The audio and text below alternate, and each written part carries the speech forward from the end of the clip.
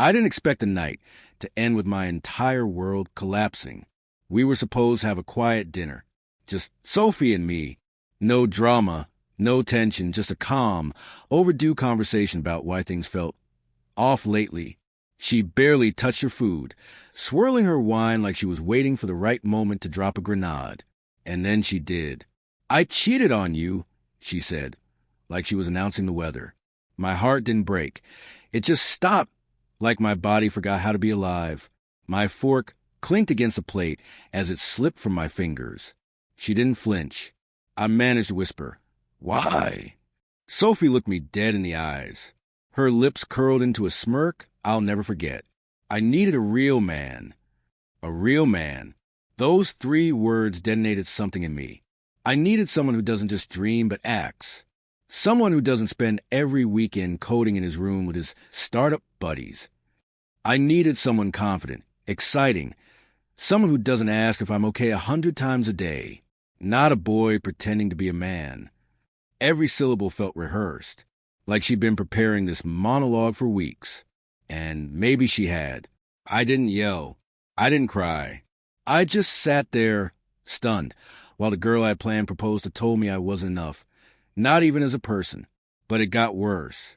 Later that night, after I stumbled home from the restaurant alone, still trying to process it all, I messaged the group chat. Our group, me, Sophie, and the friends we'd known since college. Nate, Lila, Brian, Jess. The kind of people who helped me move apartments, who crashed on my couch after drunk nights, who once said they'd beat up anyone who hurt me. I told them everything. Their replies? Cold, measured, almost rehearsed too. Lila, look, relationships are complicated. Maybe she just needed more than you were giving. Brian, man, I love you, but she has a point about you being kind of emotionally distant sometimes. Nate, don't make us pick sides, bro. Jess just left the group chat. Sophie had already told them. She got ahead of it, spun her version, painted me as a quiet, emotionally unavailable dreamer who couldn't give her the life she needed. And they bought it, all of them. The next weekend, I saw pictures of them together on Nate's story.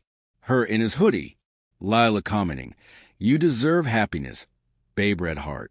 I wasn't just abandoned. I was replaced. But here's the thing. I was building something. That startup they used to roll their eyes at, it just landed a Series A investment. $3 million. We're scaling next month. And those emotionally distant nights, I was staying up trying to build a life that could include all of them. Sophie, the friends, the future. Turns out I was a real man. Just not the kind they wanted at the time. Now, I'm surrounded by people who believe in me. Friends who didn't choose sides because they never had to. They chose me from the beginning. And while Sophie and her new circle cling to bar nights and filtered photos, I'm building something real, piece by piece. Sometimes losing everyone is the best way to find yourself. And when that smirk fades from her memory, I hope she realizes. A real man doesn't need to announce himself. He becomes one. Silently. Fully. Unshakably. I thought I'd feel powerful. I really did. Breaking off like that, walking out of the restaurant with my chin high and my dignity intact. But power fades fast when you trade depth for thrill. I remember the way Liam looked at me. Those wide, stunned eyes behind his glasses. He didn't raise his voice. Didn't call me names. He just stared, like I'd become someone he couldn't recognize. Maybe I had. The guy I cheated with? Marcus. Tall, confident, charming in a reckless kind of way. The kind of man who makes you feel desired with a single look. The kind of man who doesn't hesitate, who doesn't apologize.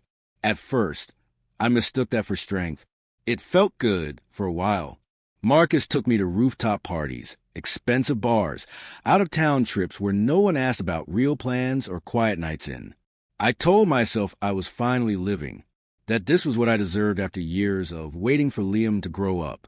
But the glitter started to flake fast. Marcus didn't listen when I talked. He didn't remember my favorite wine or how I hated cilantro or that I cried at old movies. Not because I was weak, but because I felt things deeply. One night he laughed and said, "You think too much." He meant it as a joke. but it hit like a slap because Liam never made me feel like I was too much. He read me like a language, held me when I fell apart over things he didn't even understand, just because I needed someone to hold space for me. I started checking Liam's socials more than I'd admit to anyone. Silent at first. A story here. A post there. One day, a picture of him standing in front of a modern office building. New HQ. Couldn't have done it without the best team in the world. He was smiling, not in a forced way, not in a petty way. Just peaceful, like someone who'd lost weight he never asked to carry. I stared at the photo longer than I should have. Then came the worst part. Brian and Lila started pulling away too. Jess blocked me altogether after I made a joke about how lucky Liam got. I guess they started seeing through me. The cracks I hid under makeup and sarcasm started to show. Liam never dragged my name through the mud. He never posted about the betrayal. He never told his followers or new friends who I really was. And somehow, that made it worse. Because while I tried to prove I was right to leave him, he just became the man I claimed he wasn't. The one I thought I needed? Turns out he was right there all along, quietly loving me, building dreams I couldn't see past my own reflection. I told Liam once, I needed a real man. But what I really meant was, I didn't know how to be a real woman yet. I lost him because I was still searching for validation in places where love couldn't survive. And by the time I realized it, the door had already closed. He never looked back.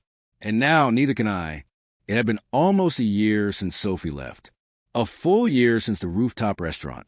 Since the smirk. Since a phrase that replayed in my head for weeks like a cruel mantra. I needed a real man. Funny how pain loses its sharpness over time. Eventually, it just becomes shape. Something you step around. Something that taught you how to walk without limping. I had moved on. Not in a loud, movie scene kind of way. There was no revenge body, no rebound parade. Just steady progress. Morning runs. Deep focus. Long hours poured into the company I once had to defend to everyone, including her. Now, we were profitable. No more pitching investors. We chose them. Our product was in use by 3 major firms. My team had grown from 4 friends in a garage to 30 dedicated people in a downtown office with exposed brick and views of the skyline. And somewhere in the middle of all that, I met Harper. She was nothing like Sophie. Where Sophie was all dramatic flair and icy charm, Harper was warm, funny, and real in a way that didn't require effort. She asked questions and waited for the answers. She brought me coffee on days she knew I hadn't eaten, and left me notes on my whiteboard that said things like, "Don't forget, your quiet is your superpower." She never made me feel small for dreaming big. Then Sophie showed up again. It was a Thursday. I remember because we had a product demo that morning, and I was running high on caffeine and adrenaline.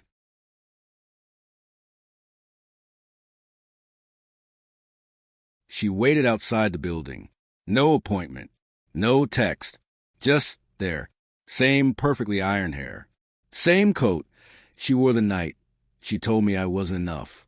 But her eyes were different now. Less steel. More shadow.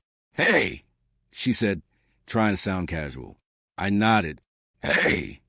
There was a silence, one of those dense ones. She shifted her weight.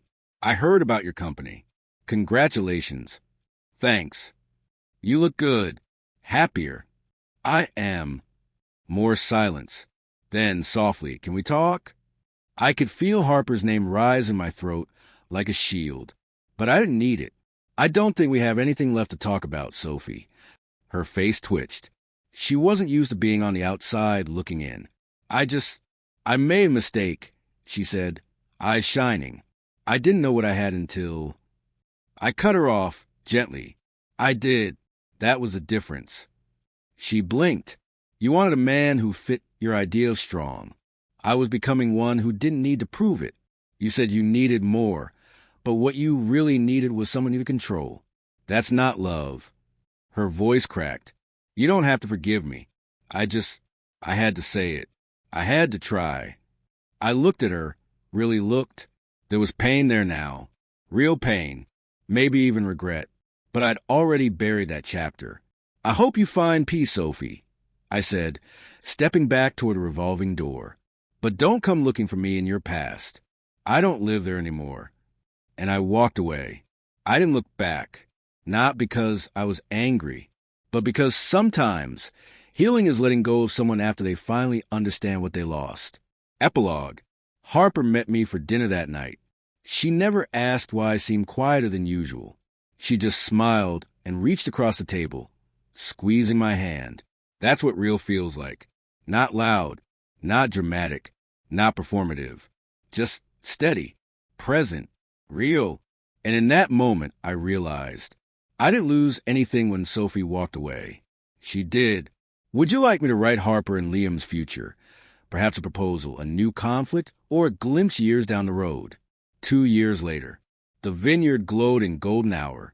Rows of grapes stretched behind us like endless promises, the sky melting into hues of amber and lavender. Harper stood barefoot on a picnic blanket, her curls dancing in a breeze, sipping wine and laughing at some terrible pun I just made about Merlot logic. I was nervous, not because I didn't know what she'd say, but because the weight of everything I'd been through seemed to gather behind this moment. She turned away to pick up another chocolate-dipped strawberry, and I reached into the woven basket beside me. Same velvet box, different story. I stood up quietly and waited for her to notice. She did, and her eyes widened. Not with surprise exactly, but with the softness of someone who already knew the answer to a question you hadn't yet asked. Harper Elise Monroe, I said, my voice steady despite the thundering in my chest. You walked into my life without asking for anything. You never needed me to prove who I was. You just saw it, every version of me, and somehow you stayed. Her hand flew to her mouth. Her eyes were already glassy. I didn't know what love was supposed to feel like until you showed me that peace and passion can exist in the same heartbeat. So, will you marry me? She laughed and cried all at once. You really needed to ask? We kissed under a sky that looked like it had been painted just for us. 6 months later. The ceremony was simple, mountains behind us, close friends around us, and a piano playing something that sounded like rain on rooftops. Nate was there. So was Lila. Time and truth had a way of clearing the fog. They'd apologized years ago.